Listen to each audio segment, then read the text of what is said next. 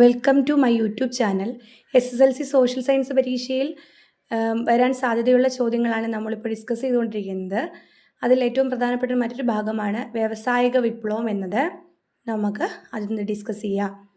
ഇവിടെ ഒരു ചെറിയൊരു പോർഷൻ കൊടുത്തിട്ടുണ്ട്, ഒരു ചിത്രമൊക്കെ കൊടുത്തിട്ടുണ്ട്. അത് നമുക്കൊന്ന് വായിച്ചിട്ട് തന്നെ പോകാം. ഫ്രഞ്ച് വിപ്ലവം യൂറോപ്പിൽ യുദ്ധത്തിൻ്റെ അഗ്നിക്ക് വഴിമാറുന്ന വേളയിൽ ചാനലിനപ്പുറത്ത് ഇംഗ്ലീഷ് ചാനൽ പകൽ സൂര്യനെ തടഞ്ഞുകൊണ്ട് രാത്രി ആകാശത്തെ ഭാസുരമാക്കിക്കൊണ്ട് ഇംഗ്ലണ്ടിലെ ഫാക്ടറികളിലെ ചിമ്മിനികളിൽ നിന്ന് തീയും പുകയും ഉയർന്നു തുടങ്ങി. അതായത് എന്താണ്? ഇംഗ്ലണ്ടിലെ ഒരു ഇരുമ്പ് വ്യവസായശാലയിൽ നിന്നും പുക ഉയരുന്ന ഒരു ചിത്രമാണ് ഇവിടെ കൊടുത്തിരിക്കുന്നത്. അതായത് എന്താണ്? വ്യവസായിക ശാലകൾ വളർന്നു വരുന്നതിൻ്റെ ആ ഒരു തീമാണ് നമുക്ക് ആ ചിത്രത്തിൽ നിന്ന് മനസ്സിലാക്കേണ്ടത്. 18-ാം നൂറ്റാണ്ടോടുകൂടി ഇംഗ്ലണ്ടിൽ ഉയർന്നു വന്ന ഫാക്ടറികളെക്കുറിച്ചുള്ള സൂചനയാണ് മുകളിൽ കൊടുത്തിരിക്കുന്നത്. ഈ ഫാക്ടറികൾ യന്ത്രങ്ങൾ ഉപയോഗിച്ച് വൻതോതിൽ ഉൽപ്പാദനം നടത്തി. ഉൽപ്പാദന മേഖലയിലേക്കുള്ള യന്ത്രങ്ങളുടെ കടന്നുവരവ് നിരവധി മാറ്റങ്ങൾ സൃഷ്ടിച്ചു. 1780-നും 1850-നും ഇടയിൽ ഉൽപ്പാദന രംഗത്തുണ്ടായ ഇത്തരം മാറ്റങ്ങളെയാണ് വ്യാവസായിക വിപ്ലവം എന്ന് പറയുന്നത്. 1780-നും 1850-നും ഇടയിൽ വ്യാവസായിക വിപ്ലവത്തിൻ്റെ ആരംഭം തുണി ഉൽപ്പാദന മേഖലയിലായിരുന്നു. വ്യാവസായിക വിപ്ലവത്തിൻ്റെ ആരംഭം എന്താണ്? തുണി ഉൽപ്പാദന മേഖലയിലായിരുന്നു. എന്തൊക്കെയാണ് വ്യവസായ വിപ്ലവത്തിൻ്റെ ഫലമായുണ്ടായ പ്രധാന മാറ്റങ്ങൾ നോക്കാം. ഉൽപ്പാദനം യന്ത്രാധിഷ്ഠിതമായി. യന്ത്രങ്ങൾ കൂടുതലായിട്ട് ഉപയോഗിക്കാൻ തുടങ്ങിയതിൻ്റെ ഫലമായിട്ട് എന്താണ്? മെച്ചപ്പെട്ട ഇരുമ്പുരുക്കു സാങ്കേതിക വിദ്യ വികസിക്കുകയും തൽഫലമായി മികച്ച ഉപകരണങ്ങൾ നിർമ്മിക്കപ്പെടുകയും ചെയ്തു.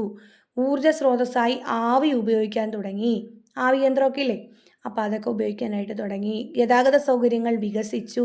ഉൽപ്പാദനം കുടിലുകളിൽ നിന്ന് ഫാക്ടറികളിലേക്ക് മാറി. ഗതാഗത സൗകര്യങ്ങൾ വികസിച്ചു. ഊർജ സ്രോതസ്സായി ആവി ഉപയോഗിച്ചു. ഉൽപ്പാദനം യന്ത്രാധിഷ്ഠിതമായി.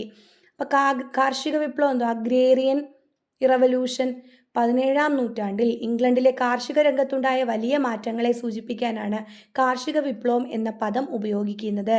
എന്തൊക്കെയാണ് പ്രധാന മാറ്റങ്ങൾ? ചെറിയ കൃഷിയിടങ്ങളെ കൂട്ടിച്ചേർത്ത് വലിയ കൃഷിയിടങ്ങളാക്കി വേലി കെട്ടി സംരക്ഷിച്ചു. വിളമാറ്റ കൃഷി ആരംഭിച്ചു. പുതിയ കാർഷികോപകരണങ്ങളുടെ ഉപയോഗമുണ്ടായി. തൽഫലമായി ഭക്ഷ്യോൽപാദനത്തിൽ വർധനവുണ്ടായി. അപ്പോൾ അവിടെ എന്താണ്? കാർഷിക മേഖലയിലും ഈ ഒരു ഫാക്ടറികളുടെയും വ്യവസായശാലകളുടെയും ഉപയോഗം ഉണ്ടായെന്നുള്ള കാര്യം ഓർക്കുക. ഓക്കെ, ഇനി എന്തൊക്കെയാണ് മനുഷ്യജീവിതത്തിൽ ഗുണവും നേട്ടവുമായ കാര്യങ്ങളും അതുപോലെ കോട്ടവുമായിട്ടുള്ള കാര്യങ്ങളും വ്യവസായ വിപ്ലവാനന്തരം ഉണ്ടായിട്ടുണ്ട്? എന്തൊക്കെയാണെന്ന് നോക്കിയാലോ. നേട്ടങ്ങൾ: ഫാക്ടറികളുടെ ഉദയം, ഉൽപാദന വർധനവ്, പുതിയ തൊഴിലവസരങ്ങൾ, നഗരങ്ങളുടെ ഉദയവും വ്യാപനവും, നാഗരിക ജീവിതം, മെച്ചപ്പെട്ട ജീവിത സാഹചര്യങ്ങൾ. നല്ല നേട്ടങ്ങൾ പറയുമ്പോൾ നല്ല രീതിയിൽ നേട്ടങ്ങൾ ഉണ്ടായി. അതുപോലെ തന്നെ വ്യവസായ വിപ്ലവത്തിന് കോട്ടങ്ങളുമുണ്ട്. തൊഴിലാളികളെ ചൂഷണം ചെയ്യൽ, ദാരിദ്ര്യം, പകർച്ചവ്യാധി, സ്ത്രീകൾക്കും കുട്ടികൾക്കും ദൈർഘ്യമേറിയ തൊഴിൽ സമയവും കുറഞ്ഞ വേതനവും, ചേരികളുടെ ഉദയം, തിരക്കേറിയതും ശുചിത്വമില്ലാത്തതുമായ നഗരങ്ങളിൽ തൊഴിലാളികൾക്ക് ദുരിത ജീവിതം.